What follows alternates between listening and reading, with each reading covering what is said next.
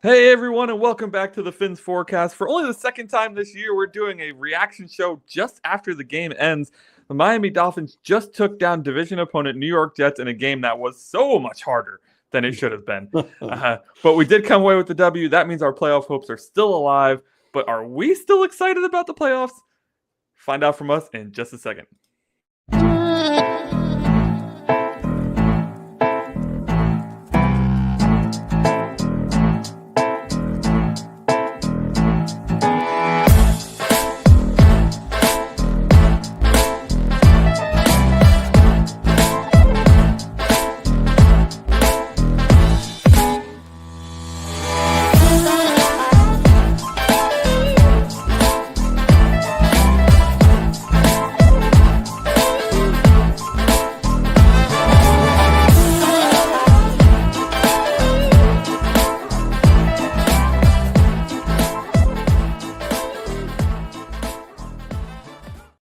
All right, and welcome back to the show, the Phins Forecast, where we talk Miami Dolphins all the time, 24/7, so much so that we are making ourselves sick with how much we cover this team. Amen, brother. Every time we watch a Dolphins game, the texts are going back and forth like, why do we support this team? It is just really, really a lot of self-loathing when you're watching a Dolphins game. Unbelievable. So, Josh... Oh, it took overtime, but we came away with a win. It did, yes. And you know what? At the end of the day, and I'm going to contradict probably what most of my tone of this show is going to be. Oh, yeah. A win is a win, and that's all that matters, right? However, TBD. However, there are so many things to get into with this one. Just to give you a little insight as to how this is going to work, because normally we're on Wednesdays and we cover everything all at once. The only thing we're not going to do today is the game balls and jock straps, and of course, look ahead at the next show because, well, let's talk about the Jets, right? Yep. So, game balls and jock straps we will have for you on Wednesday with Keith and potentially Steve. I don't know what his schedule looks like as a new father. dad. Yeah, new dad is his second child, but newborn. Yeah, sorry. on Saturday, something like that. But yeah, congratulations again to Steve and Michaela. But let's get into this Dolphins thing. Quick recap. So, Miami Dolphins versus New York Jets in Miami, a place that the Jets have not won since 2014. Wild. Very long time since the Jets have beaten us in our own stadium. Now, the Dolphins come into this at 5-7. Our playoff chances are there. They're slim. I mean, like last fingertip on the mountain kind of. They're very, very slim, but they are there. Mm-hmm. All right, we need the Colts and all the other teams that are like we're racing against are on a bye this week, except for the Chargers, which play tonight. Tomorrow night. Who do they play? They play the Chiefs. Okay, so that should be an L. Right. Well, the way the Chiefs have been playing, who knows? All right. So, anyways, so if we here's the let's draw the picture. If we win today, we're still in the playoff hunt. If we lose today, we are, for all intents and purposes, eliminated. Not officially, but kind of, right? We would need a ton of help. If the Jets lose today, they are eliminated officially. They're 3-9 coming into this game. Spoiler alert, we won this game. They are now eliminated at 3-10, the most talented 3-10 team I've ever seen in my life. So the Miami Dolphins come out hot. Our scripted drives are the best scripted drives in the NFL.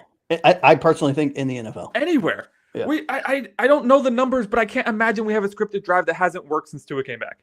Yep. Like, the scripted drives are just put 7 on the board because that's what it's going to be. And that's exactly what it was. 7-0, we go up early. And Jason Sanders misses the extra point. Don't worry, that's going to come back to bite us later. So the Jets drive right down the field. Defense invisible. Not even there, but they hold up at the goal line to a field goal. So now the Jets are down 6-3. Dolphins get the ball back. We drive down the field again, score I think another touchdown at this point. So then we are now up 13-6, if I'm remembering that correctly. And I will make sure I look at all plays just to double check that. All right, so we're still winning. Sorry, we scored a field goal. Let me get that together here. We scored a field goal. So now we're up 9-3. And then the Jets get the ball back, and let me tell you, Josh, what a frustrating defensive 6 plays for 70 yards, right? 6 plays, 70 yards, and a touchdown for the Jets. Jalen Ramsey getting smoked by Garrett Wilson. Like, they're pointing it out on the broadcast regularly. Like, Jalen Ramsey is following Garrett Wilson. So instead of putting our best guy in Devontae Adams, the Dolphins figured, let's put our best guy in Garrett Wilson. He's the more dangerous receiver. Guess what? He was. And he smoked Jalen Ramsey because Jalen Ramsey is just fake good, not real good. So there they go. And that's my opinion. I know you disagree a little bit on that, so we'll talk about that in a second. Yep. So now we go down 10-9. We come back, we get the ball, we drive down the field. Now we're up 12-10. We get another field goal. This is a trend here. It's back and forth, man. Jets get another field goal. We get another field goal. End of the half. Now, that field goal right before the half was a thing of beauty. We got the ball with just like 40-something seconds left. Tua gets the ball to the sideline, to his receivers for, I believe, 4 straight passes. And then Jason Sanders kicks like a 52-yarder to put us up 15-13 before the half. Yeah, he was clutch today, man. Outside of I was feeling awful before this happened. Awful. We're down 13-12 to the Jets going into the half. This is a team we have no right keeping it close, even though it's a division game. And then they do this. So now going into the half, I'm feeling great. It's 15-13. We're going to blow them out in the second half. Oh, God, I hate Spoiler alert. Past Anthony is the worst because that's not how it happened. They come out in the second half. They go 7 plays, 70 yards for the touchdown with ease. Like a hot knife through butter, dude. Our defense is nothing. So it's now 20-15. Our offense comes back out. Still at this point, we're about 4 minutes into the second half. No team has punted. Well, foreshadowing, because we get a 3-and-out and we punt the ball away. An ugly 3-and-out. The first play is one of those little fake throw, pitch it to Achane. He gets like the blind one, right? Was that the blind one that? No, that was next. That was next. So they give it to Achane on the end. It's like a faux stretch play. It's a stretch play, but it's more of a pitch. He gets like 26 yards he gets, and then it gets called. There's an offensive holding on Ingold and a horse collar tackle on the defense. So those are somehow offsetting penalties. Yeah, I don't understand that, but yeah. Okay. A personal foul and a holding are apparently the same thing. That's the way the NFL's been forever. Let's move past it. So then we pass it to Achane. He gets 6. Incomplete pass to Smythe. And then on 3rd and 4, instead of throwing it 4 yards down the field, we throw it to Odell Beckham Jr. for 1 yard, and he just gets annihilated. There it is. Three plays. And we are done, giving it right back to the Jets, whose offense we have not yet stopped. Jets get the ball back. They go 14 plays, 58 yards, 7-minute, 49-second drive. Our defense comes in clutch at the end, holds them to the field goal. So now it's 23-15. It's still a 1-score game. That is crucial. Offense comes out 3-and-out for 0 yards, dude. 0. Pass incomplete to Hill, and now comes the play you were talking about. The no-look pass to Jonnu, who was like, what, you're throwing it to me? The greatest fake of all time. And then an incomplete pass to Hill again. That one was actually dropped. It was a first down. Hill had it in his hands. Eccles, beautiful play, knocks it out. That was the second time Eccles did that to Hill in this game. I would love to see Hill really win those contested plays more. But it ain't happening. Defense comes up. That's a conversation for another day. Exactly. So then to wrap this all up, well, actually not wrap it up because we're getting into the most climactic part of the game. The defense actually does really well here. 3 plays, -1 yards for the Jets, so they have a 3-and-out. Kick it back to us. We drive it down the field. We get the touchdown. We get the 2-point conversion. It's beautiful. A tie ball game. That touchdown and that pass to Waddle for the 2-point conversion was stunning. It was the same play. Yep. It was the same play. The first time they threw it to Hill, the second time they threw it to Waddle. Yep. Foreshadowing for overtime. Right. Because that and let's even forget about overtime for a sec, because this was like the 4th time in this game that the Dolphins did a play that worked and just went and did it again. Because they were like, well, it was wide open. Well, let's do it again. And who the heck thinks you're really going to do that in the NFL these days, right? Right. Now, only one of those plays did they try a 3rd time, and you can imagine how that went. Horribly. Not well. No. All right, so after our touchdown to tie the game, the Jets go 3-and-out, then we go 4-and-out. Then the Jets go 11 plays, 63 yards for a field goal. We go 6 plays, 20 yards for a field goal after Malik Washington's amazing 48-yard kick return. Madden level kick return. Runs over the kicker. Absolute beautifulness. Everything you want to see. So Malik Washington gets us back in this game. I can't believe we 6 plays, we only got 20 yards. We didn't even get close to sniffing a game-winning touchdown. So I'm feeling, at this point, dude, I got to be honest, I'm feeling awful. Well, I will say that don't forget that missed Tua throw to Hill. I mean, to Hill. That would have been a TD. We had so many of those in this game. I got to give credit to the Jets. They were really good at knowing what the receiver was going to run and just getting in the way, right? Like, not even pass interference, just literally standing where they thought the route was going to go, and then that forces Tua, right? Mm-hmm. I said just being an obstacle. Yeah, exactly. And then that forces Tua to account for that when he makes his throw, and then the throw is off by a couple inches, which, that's good. That's good film work by them. They knew exactly what plays were going to be run at what times we were going to run them. And, that pass to Hill, it was a good pass. He threw it the only spot where he saw where the defense wouldn't get a hand on it. Yeah. And Hill just couldn't make it to it, right? Yeah, because they sent a blitz and they were playing drop zone. Yeah. And Hill he got forced out of the numbers instead of inside the numbers. Yep. And Tua just thought that Hill could make it back. And I mean, it was this far off. And that in the NFL, close. That's all that matters, And I think that was DJ Reed, and it appears him and Tyreek are friends because they were like helping each other up throughout the game and high-fiving each other and stuff. I don't like that. It's weird. Jets, Dolphins, yeah. I don't care if they're friends, but like maybe after the game, not. Yeah, I don't care if they're friends outside. Yeah. I mean, be friends with everyone, but when you're playing a game, go. Yeah, so I bring that up because these two knew each other, right? They knew each other well. They knew each other's tendencies. Tyreek got the best of DJ at some points. DJ got the best of Tyreek at some points. And at this critical moment in the game, DJ knew what Tyreek was going to try to do, and he knocked him off his route. I mean, you said it earlier in the intro. Jets are a really good 3-10 team. I mean, I think their record really does not do the quality of this team justice. Yeah. I mean, outside of the coaching and the quarterback, who I'm not a fan of, I think this team is solid. And the fact that they were missing two of their best players is terrifying. I mean, it's an embarrassing defensive performance. And we will definitely talk more details about this. But just to preface that, Rodgers had his first 300-yard game in 35 games. Okay? You're welcome. 35 games. That's over 2 seasons, for those who are wondering. So, yeah, we didn't look good. But overtime comes. We win the toss. We get the ball. It's time for Tua and team to put up or shut up. You know who was invisible for most of this game? Most of you fantasy players would probably know this up to this point. Jonnu Smith. 0 catches at the end of regulation. Unbelievable, right? Well, no better time than overtime to come out of your shell and start making some catches. Right. On 2nd and 10, Tua throws a beautiful screen to Jonnu, and Jonnu takes it 20 yards. So let's do it again. Throws the same exact play, and Jonnu takes it for 14 yards. Unbelievable that worked 2 times in a row. Mm-hmm. So now, in just 2 plays, we've got the ball to the Jets' 36-yard line. We are already in field goal. Yep. Already in field goal range. So now we start playing a little more conservatively, which I'm on the fence about, but I'm okay with it.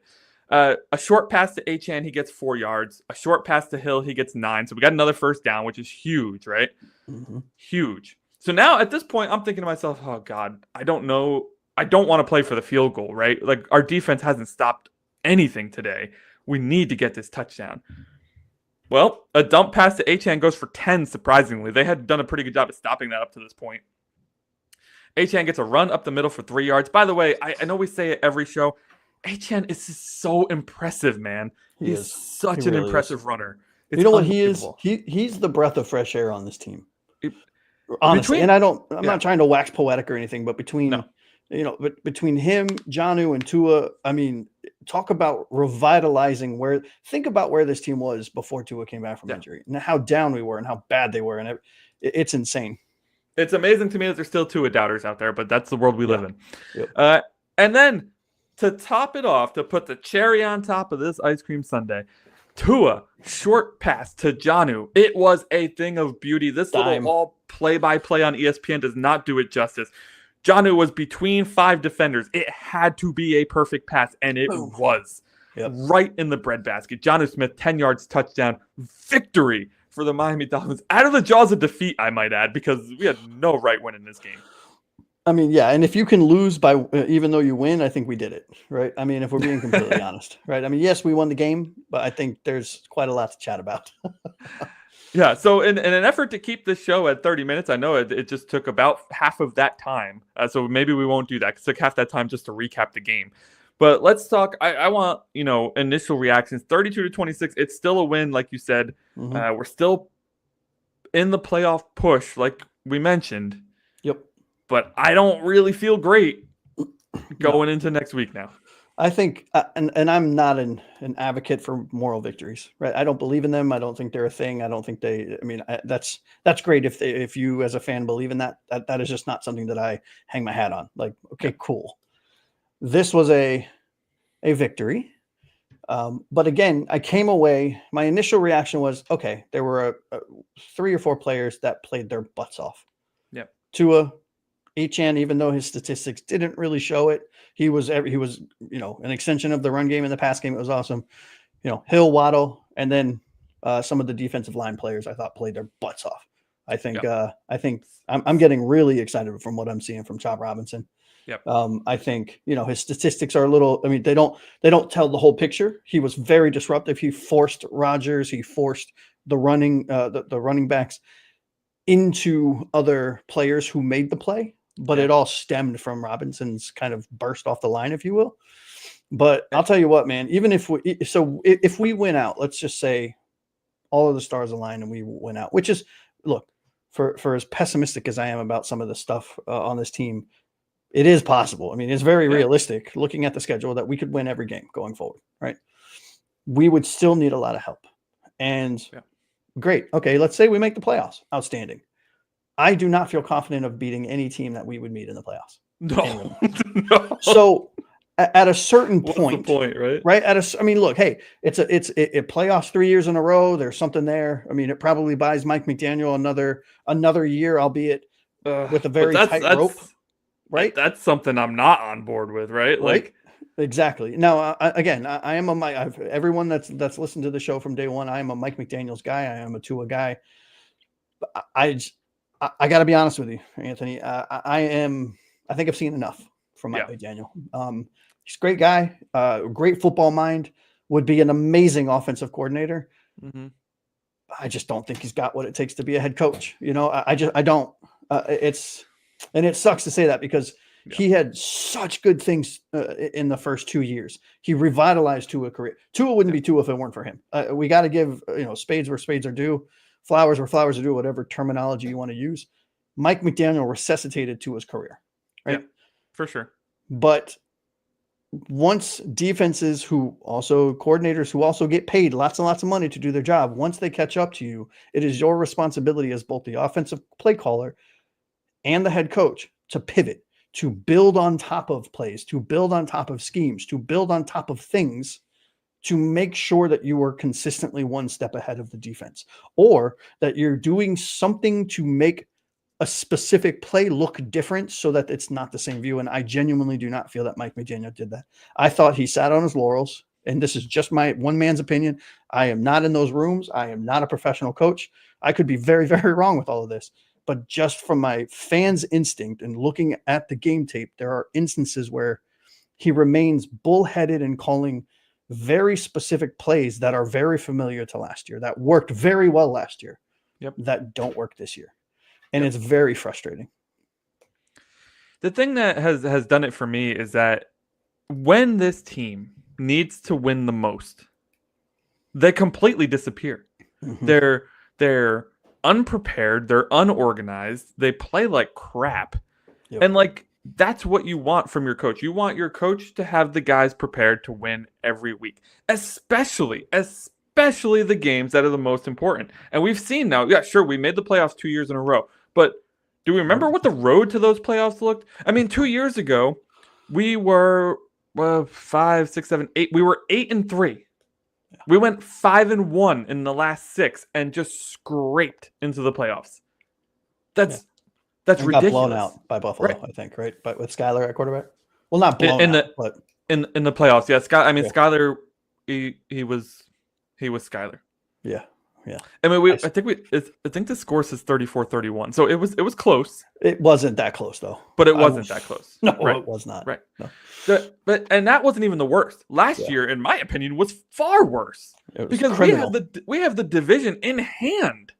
I think we're it's like 3 or 4 weeks left in the season, right? Yeah, we're like 10-1 at one point.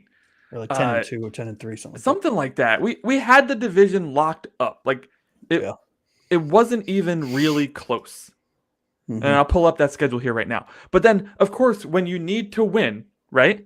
So let's see, 3-1, 5-2, 6-3, 7, 8, 9, and 4, right? And then 10-11. So we're 11-4. Yeah. Going into our December matchup against the Ravens, and then a January matchup against the Bills. We need to win one of those to win the division. That's it. Do you remember what the score was of the Ravens game? Because I sure didn't. And wasn't it like 58-14 or something stupid like 56-19. I mean 56-19. Yeah. And that's in the same year where, 10 weeks prior, we laid 71 on Denver. Yeah, 70-20 against Denver in week 3. Yeah. Yep. And then right after that, we get shellacked by the Bills 48-20. Yep. And everybody's saying this team isn't real, right? And it's proven throughout the year because then we beat the Giants and the Panthers. They both stunk. And then we get smoked by the Eagles, right?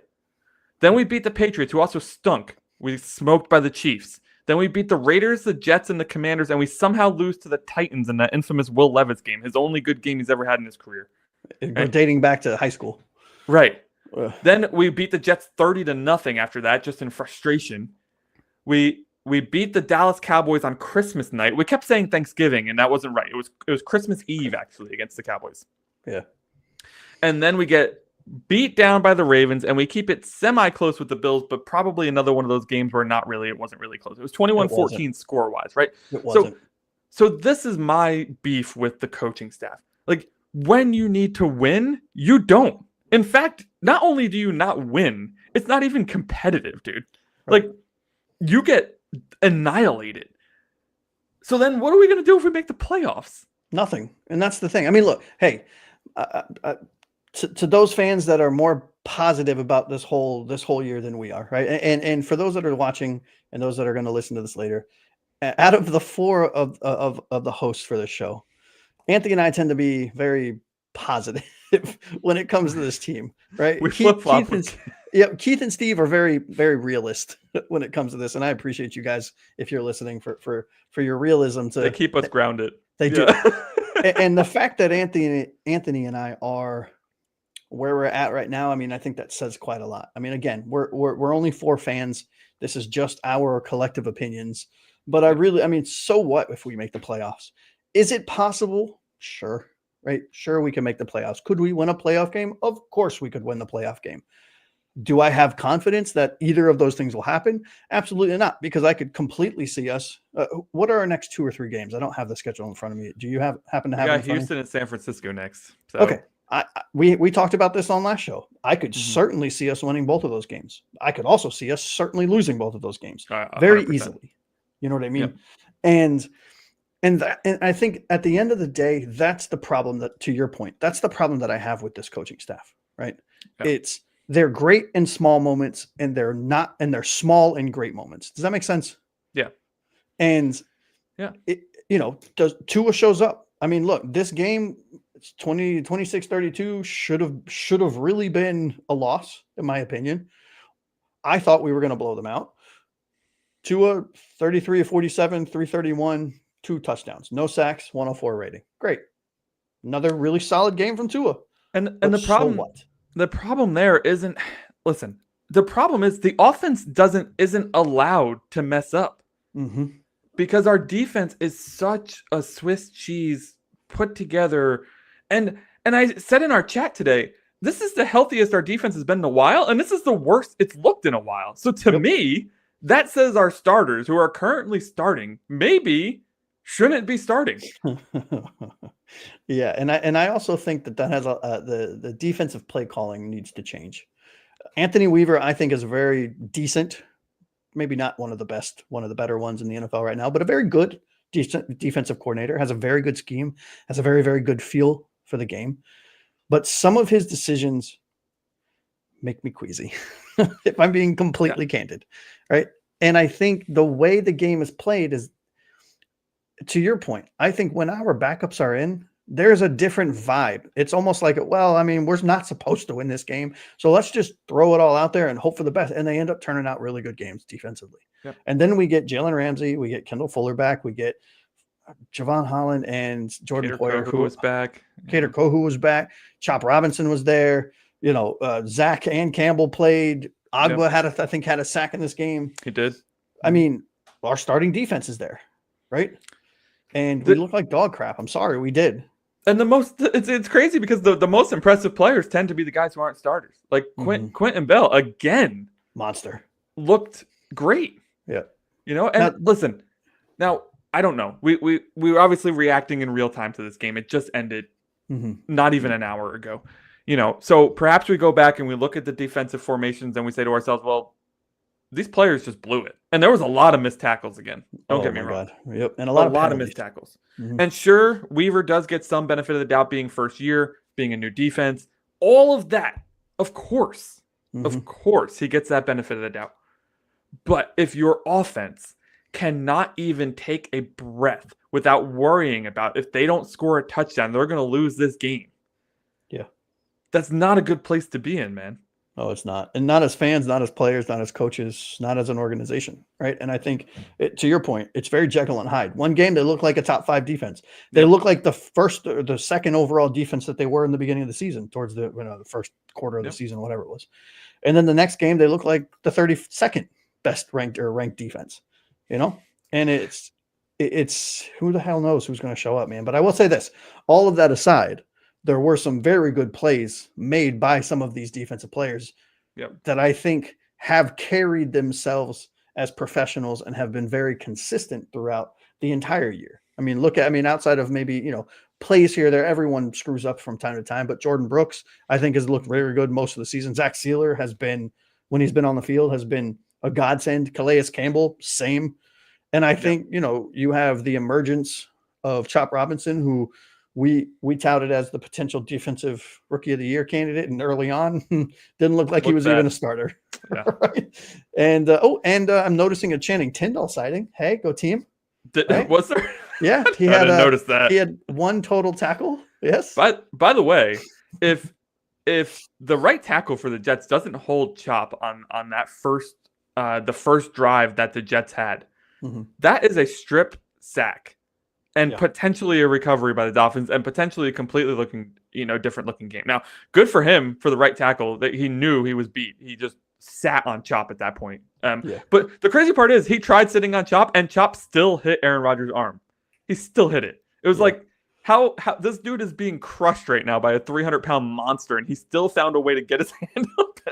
Unbelievable. And what were we saying at the beginning of the season when it came to Chop? Yep. Get your hands up, dude. Get your hands up. You can tell he's learning the position, and it's nice. Yeah. It's really nice to see. It's him and Campbell and Sealer, and then they're solid. I mean, we do put in our big boy package every once in a while where we have Agba and Hand on the outside. But man, like the rotation of Agba and Bell on the other side of Chop has been real nice. So the defensive line, everybody's going to point to the fact they didn't get a ton of pressure today, and that's semi-true. But this is the 3 sacks. Yeah, this is second week in a row that we faced a guy who was one of the top 5 release speeds in the NFL. Right? Yeah. I mean, we're talking about Aaron Rodgers here. At one point, Anthony Walker had Aaron Rodgers sacked, and he just flicked the ball out to Garrett Wilson, who turns into a 6-yard play somehow. Yeah, it's wild, man. It's wild. The being out coached, though, it's just the things we talk about on the show as amateurs, right? And then you see the other team do it on the field, and you're like, well, if we're seeing this, but our own coaching staff isn't seeing it, it doesn't give me a lot of confidence in this. The Jets did exactly that. What we were talking about last week, where it's short, and then go deep, right? So Rodgers must have hit these 2 rookie running backs out of the flat or up the middle, like they would do a delay handoff and then run up the middle. I don't know how many catches they had. I think you have the numbers in front of them, but I do. Yeah. So they combined for 7 catches for 60, 70-ish yards. It felt like so many more. It felt like some of those had to get called back because it felt like anytime Rodgers was under any sort of duress or just nobody was open, is dumped to them and they would get 10, 11 yards. Like, it was unbelievable. And then, of course, what do they do? Well, we've been dumping it off a couple times here. Let's hit Garrett Wilson on a double move down the sideline, and it worked to perfection. He's absolutely smoked Jalen Ramsey in a one-on-one coverage. There was no safety help over top. Thankfully, Wilson just lost his footing and fell out of bounds, or else that was an easy touchdown. Oh, for sure. Yeah, I mean, Garrett Wilson and Devontae Adams had 16 receptions for over 220-some yards and a touchdown between the two of them. And Braylon Allen and Isaiah Davis, 21 rushes, 83 yards, and a touchdown. 4 yards. Do you imagine if Breece Hall was in there? No. And, like, what's going on with our running game? Like, I get it. The screen pass is an extension of our running game, but 1.7 yards per carry for Achane again. Like, what as is a team? happening? As a team, 2.3 average. Yeah, crazy, dude. Jalen Wright had a rough day. He didn't get a lot of carries, but two. Every time he got, I mean, it's just they keep running stretch plays, dude, because they can't run it up the middle because the guards aren't playing well enough. And then they try to do a stretch play to the outside, and then that also banks on the guard being able to pull and lead. And like, even with Ingold back, I thought that would solve our running issues. It just hasn't. Like, defenses are seeing something in our offensive line that's not working, and they're exposing it. And we haven't been able to run the game since, I don't even know, 3 weeks? 4 weeks ago. Yeah. Yeah. Is when we had the last like 80, 90 yard game as a team, you know? Yeah, it's crazy. So we're over the 30-minute mark now. I feel like we haven't even said anything at this point, but we've also said everything.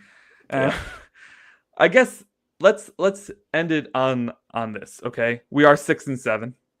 Mm-hmm. We are not theoretically, we are technically still in the playoff hunt. Again, against the Chargers, against the Ravens, and against the Broncos. Right. Yep. All 3 of those teams have a 2-game lead on us currently, so we need them to lose a lot. We need them to lose a lot, and I think we look at their schedule, and they got some tough. They have tough schedules. Yeah. And the other team we're competing with is the Colts, who of course own the tiebreaker against us because they beat us. Yeah. So the Colts, I believe the Colts, the Ravens, and the Broncos are all on a bye this week. So the only team we have to root against is Chargers on Monday night. So get your Chiefs gear ready. No kidding. And if you're hoping for a playoff appearance, just so everyone's aware, since we're calling out some nice things, the Rams are up on Buffalo 24-14. So go team. Oh, go Rams! There we go. I actually forgot football was on. I was so pumped that the Dolphins won. And that's the thing, dude. Like, I love this team. I love that we win. I don't want to lose any games, but I also know that the more we win, the less and less likely it is this coaching staff gets turned over. And if Stephen Ross deserves any criticism, because we defend Stephen Ross on this show a lot. We do. Yep. I think there is something to be said about, remember when the Broncos had John Fox, and John Fox was winning 12 games every year, and then they fired John Fox, and everybody's like, holy crap, they just fired a guy who's won 12 games like 4 years in a row, and then they win the Super Bowl the next year. Like, there's something to be said for recognizing that a guy has only gotten you as far as he's going to get you, and you need to, it's time to switch. Yeah. And I think Stephen Ross, because it is well known that Stephen Ross is a fan, like a genuine fan of the Miami Dolphins, right? Yeah, he's not from Miami. He lives in New York. He lives in New York, but he's a real estate mogul in New York, right? But he has been a genuine fan of Michigan and the Miami Dolphins since I forgot what I read in the article years and years ago when he bought the team. But I think because he's a fan, I imagine, and this is just me making shit up if I'm being completely honest, but it seems to me that knowing that this team has not been in the playoffs for as long as we had been, he's focusing on, well, Mike McDaniel got us to the playoffs 2 years in a row. Right.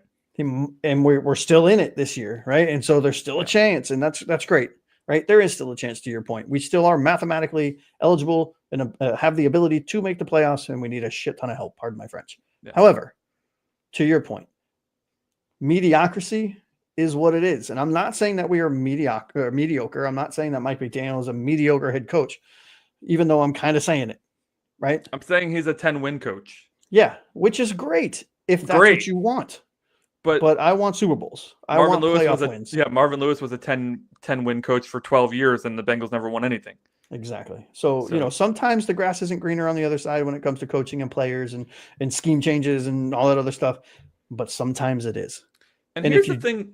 Sorry, go ahead. Sorry, I thought you were done. Go ahead. Oh, and if you do it the right way, meaning you don't rush to make a decision, you take the time to vet these coaches, and you make the right contacts, and you ask the right people all of these questions, so all of the stars align, and you do need the stars to align, and you land a coach that can take you over the hump. So it takes you from a 10-win on average team to a 12-win on average team with a playoff victory.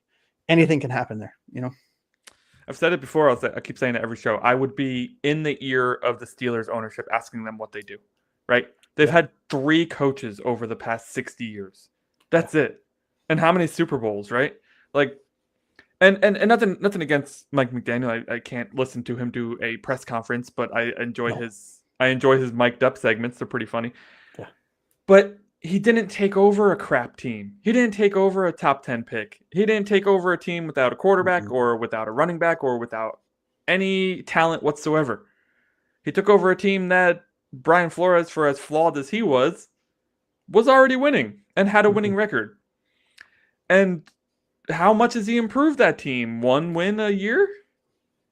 Yeah. Right? So, all he did was flip the script on what was good and what was bad. With Flores, the offense was crap. The defense kept us in every game, right? Now the offense keeps us in every game. The defense is crap. We have not found the coach that has that balance yet. Yep, and I've said this, and I genuinely believe this. I think I've said it to you guys on the show, but I know I've said it amongst friends of mine. Mike McDaniel, I feel like, is going to be a better head coach for the next team he plays with. Yes, probably. He's not going to be a playoff winning caliber head coach for the Miami Dolphins.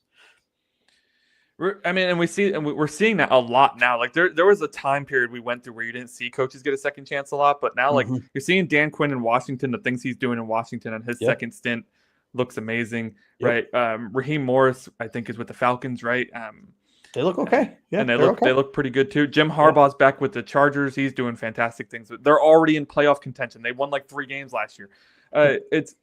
It's unbelievable. There's some coaches who are just better second time around. And none of this isn't all on Mike McDaniel. I also think Chris Greer needs to go, and I've been a Chris Greer guy. I think it's time. I think it's time to, as fans, should we miss the playoffs, which I believe will be the only way that any of this happens. Yeah. And I'm not advocating for it, but I believe personally, if I was making decisions for this franchise, I would understand that we're about to take a step back for a year or two. We're going to get a GM in there that makes some better decisions for players and free agents. We're going to get a head coach that's not everyone's best friend. Yep. And we're going to turn this. We're going to keep Tua. We're going to keep, all of the young players that we have that are very good. And we're going to turn around, and get a better backup quarterback, for example. We're going to get rid of Jordan Poyer, hopefully, and put him in a nursing home somewhere, and maybe get a bigger back, a taller wide receiver. I mean, there are things that we need to change. And it's funny, I really thought McDaniel would be more like Tomlin, because Tomlin isn't everybody's best friend type of coach, but he has enough discipline there where he has that fine line between, discipline and best friend. But you watch interviews with Najee and Russ and all that stuff, and they all say he's one of us, he's just but when the clock hits, when it's time to clock in, it's just a different person. It's not a best friend anymore. It's intensity, it's preparation, and I can't say the Dolphins aren't doing that. We're not in the stadium, but in these games where it's a must win, it certainly doesn't look that way, and it's demoralizing for fans to watch this happen. This is the 3rd year in a row now, and this is the worst situation we've been in, 6 and 7. I mean, the past 2 years we were in much better situations. Yeah, but it's not all doom and gloom. It's not all doom and gloom. We're not trying to make everyone jump off a bridge here, but no. But if we get eliminated, which is one more loss, we're pretty much eliminated. This off season we'll be doing shows, and I think it'll be interesting. The shows will be so interesting. We'll probably have shows dedicated to who do we keep and who do we let go. both coaching staff and players. And it's going to be, there's just a lot of soul searching for this team. Yep. Needless to say, I want to end it on a high note. We got to win. Yeah. We're 6-7. We head to Houston. That's tough. I know Houston's not playing extremely well this year, but they have a lot of talent, and we're in Houston. So that's our next, that's the next piece on the board to knock down to see if we continue our playoff hope. All right. Any last words, Josh, before we sign off? No, sir. Fins up. We got to win, like you said. Let's keep the energy for next game and hope for another victory. Absolutely. We'll see you all here Wednesday night, 7 p.m. for the flagship. Let's call it the flagship episode of the Phins Forecast. Until then, for Josh, I'm Anthony. We will see you all on Wednesday. Fins up, baby. Fins up.